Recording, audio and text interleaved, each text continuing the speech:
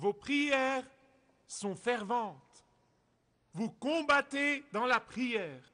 Votre prière devient très personnelle avec le Seigneur. Quand vous êtes seul, vous allez probablement épancher votre cœur auprès du Seigneur. Vous allez probablement dire ce que vous avez à dire au Seigneur. Vous allez probablement persister dans la foi, ce que vous ne feriez peut-être jamais si vous n'étiez pas seul.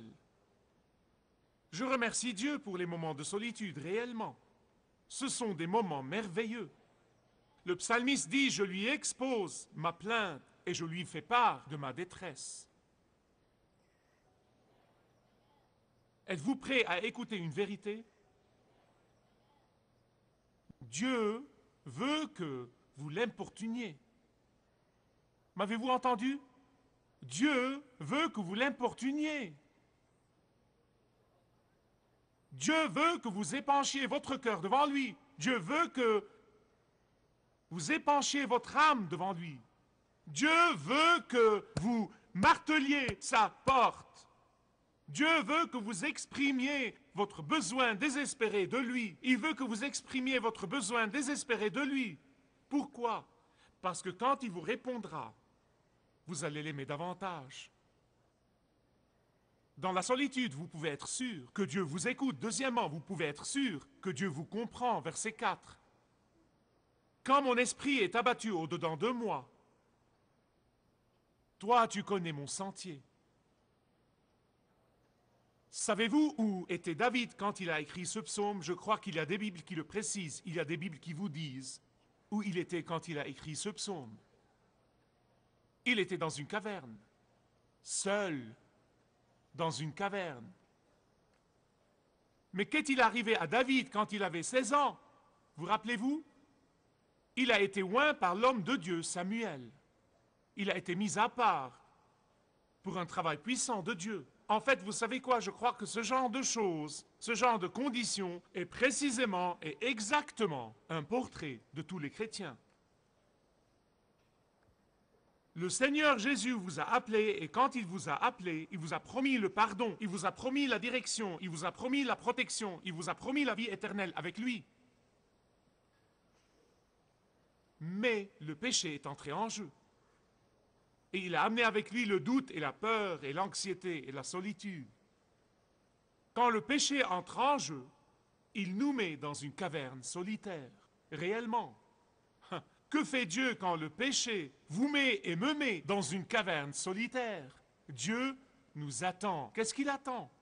Il attend que nous nous repentions de ce péché. Il attend que nous nous tournions vers lui. Il attend que nous marchions avec lui à nouveau. Il attend que nous commencions à mieux le connaître. Il attend que nous goûtions à sa miséricorde. Encore et à nouveau. Encore une fois. Il attend qu'on réponde à son amour pour nous, par notre amour pour lui. Dieu sait où nous en sommes. Ça ne sert à rien de feindre. Dans la solitude, vous pouvez être sûr que Dieu vous écoute, vous pouvez être sûr que Dieu vous comprend. Dans la solitude, troisièmement, Dieu ressent ce que vous ressentez. Regardez le verset 5. Il dit, jette les yeux à droite et regarde, personne ne me reconnaît. Tout refuge est perdu pour moi. Savez-vous ce que vous éprouvez quand vous passez par des moments de solitude dans votre vie? Vous sentez que vous êtes les seuls à avoir jamais éprouvé ce que vous êtes en train d'éprouver en ce moment. Personne ne me comprend. Personne ne peut comprendre où j'en suis. Personne ne se soucie. N'est-ce pas? C'est normal. Ne vous faites pas de reproches. Élie l'a ressenti. David l'a ressenti aussi. Et Paul l'a ressenti quand il était à Rome. Mais en réalité, Élie avait 7000 hommes qui n'avaient point fléchi le genou devant Baal. Mais il ne les voyait pas. David, quand il était dans la caverne, était entouré d'un groupe d'amis loyaux. Ils étaient prêts à mourir pour lui, mais il ne les voyait pas. Paul, à Rome, avait Luc, le médecin, avec lui. Mais il a dit, tous m'ont abandonné. Il ne le voyait pas. Il en va de même pour tous les géants de la foi. Écoutez-moi bien attentivement, s'il vous plaît. Il n'y a qu'un seul qui était vraiment seul. Le seul qui était vraiment seul, qui a éprouvé ce que ni vous, ni moi, ni aucun être humain sur la surface de la terre pourrait jamais éprouver. C'est Jésus. Quand il était séparé de Dieu le Père pour avoir porté nos péchés, c'était une chose sans pareille depuis l'éternité. Nous ne comprendrons jamais ça. Il était tout seul sur la croix, il était tout seul à la maison de Caïphe, il était tout seul. Voilà pourquoi il peut vous comprendre. Vous ne pourriez jamais dire « Oh Dieu, tu ne comprends pas par quoi je suis passé. » Oh si, il comprend, car son Fils est passé par là. En fait, votre solitude la plus désespérée devient insignifiante par rapport à la solitude qu'il a endurée. Vous savez, quand vous vous retrouvez seul et quand vous traversez des moments de solitude, je veux vous dire, vous allez faire une fête. Vous allez faire une fête, réellement. Mais il s'agit de savoir si c'est une fête pour un ou une fête pour deux. Quand c'est une fête pour deux, il va changer votre désespoir en joie. Pourquoi David a-t-il dit « Regarde à droite » Vous voyez, dans le tribunal de son époque, un avocat, un défenseur, s'asseyait toujours à la droite de l'accusé et non pas à sa gauche. Et David cherchait en fait un avocat humain, il cherchait un défenseur humain et il ne l'a pas trouvé. Il n'a trouvé personne. En fait, ce n'est pas une coïncidence, ce n'est pas par hasard que Jésus est assis à la droite de Dieu le Père. Que fait-il? Il intercède pour vous et il plaide en votre faveur. Il milite en votre faveur. Il vous défend devant le Père céleste.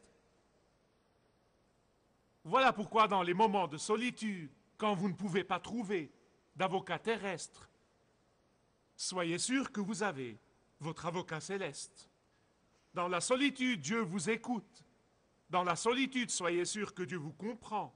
Dans la solitude, soyez sûr que Dieu ressent ce que vous ressentez. Quatrièmement, dans la solitude, vous connaissez Dieu comme votre part. En fait, ce n'est pas le mot convenable. Ah, les traductions. Quand vous avez une tarte, si vous divisez cette tarte ou n'importe quoi d'autre, ou si vous divisez un tas d'argent, vous savez, vous dites, voilà votre part, et voilà votre part, et voilà votre part. Cela veut dire, en fait, c'est votre lot. Et c'est votre lot, cela vous appartient. Non, non, non. Le mot veut en fait dire la possession la plus précieuse. C'est ce qu'il veut dire. Et David dit, le Seigneur est ma possession la plus précieuse. Vous ne pouvez pas comprendre ça. Vous ne pouvez pas considérer le Seigneur comme votre possession la plus précieuse que dans les moments de solitude. C'est le seul moment. Voilà pourquoi c'est le moment d'aimer le Seigneur plus profondément. Vous savez, quand un ami vous trahit, quand votre intégrité est mise en doute, quand votre intégrité est attaquée à tort, quand vos plus chers et vos plus proches vous rejettent, vous appréciez à ce moment-là la valeur de votre possession la plus précieuse. Et quand vous appréciez et prisez votre possession la plus précieuse, vous aimez Jésus profondément. Finalement, les versets 7 et 8 du psaume 142, dans la solitude, Dieu vous libère pour le louer. David dit, « Tire mon âme de sa prison afin que je célèbre ton nom, Seigneur. » Beaucoup de gens disent, « Tire mon âme de sa prison. » Et une fois que Dieu le fait, il l'oublie. Écoutez-moi bien sur ce point. Quand vous savez comment louer Dieu dans la caverne de votre solitude, il la changera en un château. Quand vous savez comment louer Dieu et l'adorer dans la prison de votre solitude, il la changera en un palais. Quand vous savez comment louer Dieu au milieu de vos nuits solitaires, il les changera en soleil du midi. S'il vous plaît, laissez-moi répéter ce que j'ai déjà dit. Ne perdez pas les moments solitaires de votre vie. Ces moments de solitude sont destinés à vous approcher davantage de Jésus, afin que vous l'aimiez davantage. Je veux vous donner un exemple vivant, pendant que je clôture. Joseph Scriver était fiancé à une femme qu'il aimait profondément. Mais la tragédie a frappé. Et la veille du mariage, elle était passagère dans un bateau qui a chaviré et elle est morte noyée. Dans l'espoir de surmonter sa douleur qu'il n'a jamais surmontée pour le restant de sa vie, dans l'espoir de surmonter sa douleur qu'il n'a jamais surmontée pour le restant de sa vie, il a quitté son pays, l'Irlande, et a immigré au Canada. Au Canada, il a enseigné dans les écoles. Il était instituteur. Mais il a fait autre chose. Il survivait littéralement sur une petite partie de son salaire. Et il consacrait tout son argent, il consacrait toute sa force au dépourvu. Il donnait même ses propres vêtements. Et il était considéré par beaucoup de gens, y compris les chrétiens, comme excentrique. Mais en réalité, il a permis à sa solitude, il a permis à son chagrin, il a permis à sa douleur de l'approcher davantage du Seigneur afin de pouvoir l'aimer de tout son être. Vous savez, si quelqu'un vous appelle excentrique parce que vous aimez Jésus de tout votre être, considérez-le comme compliment. C'est un compliment. En fait, dans sa solitude, Joseph Scriver s'est tellement approché du Seigneur qu'il l'a connu comme son ami le plus cher, l'ami en qui il a le plus confiance. Et un jour, il voulait exprimer son amour pour le Seigneur. Il écrivait et il déchirait, il écrivait et ce n'était pas assez bon. Et il voulait exprimer son amour pour Jésus qui était son meilleur ami. Finalement, il a écrit le paragraphe suivant. Quel ami nous avons en Jésus. Nos péchés et nos peines, il a porté. Quel privilège c'est que de porter toutes choses à Dieu dans la prière.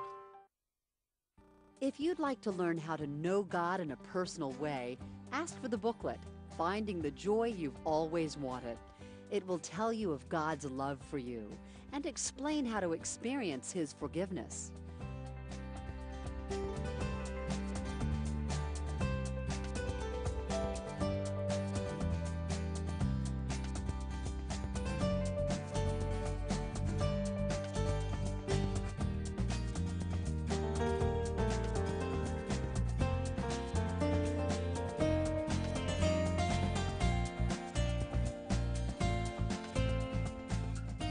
If you have a personal relationship with God and you're interested in walking closer with Him, the booklet 7 Steps in Your Faith Adventure will help guide you into a deeper fellowship with your Heavenly Father.